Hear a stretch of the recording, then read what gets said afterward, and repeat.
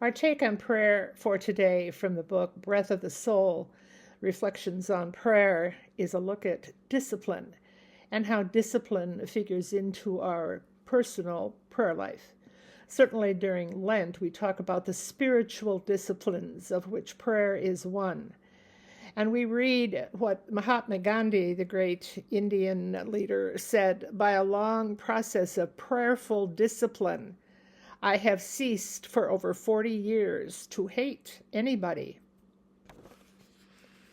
Sister Joan writes, "The fact is that we become what we think about. What we seed in our souls grows in us, forms us, becomes what drives us from moment to moment. What we think about during the waking hours of the day is basic to prayer. And prayer is also basic to it. What I put into my soul will shape me.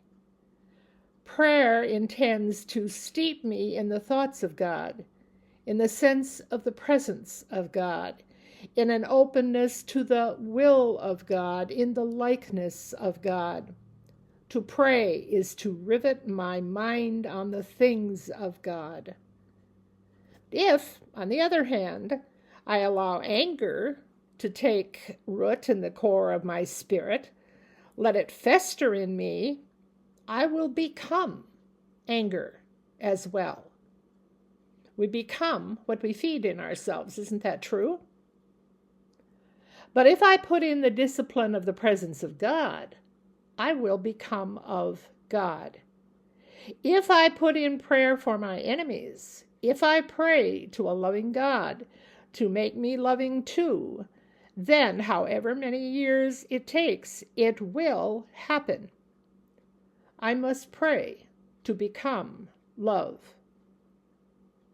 God, free me from my attachment to the evil of hatred.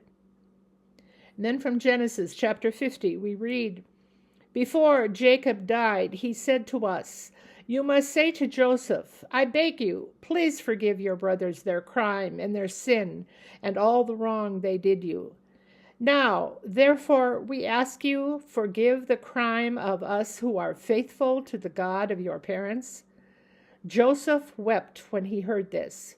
'Don't be afraid. It is for me to put myself in God's place. You planned evil for me, but God planned it for good. So you need not be afraid.'"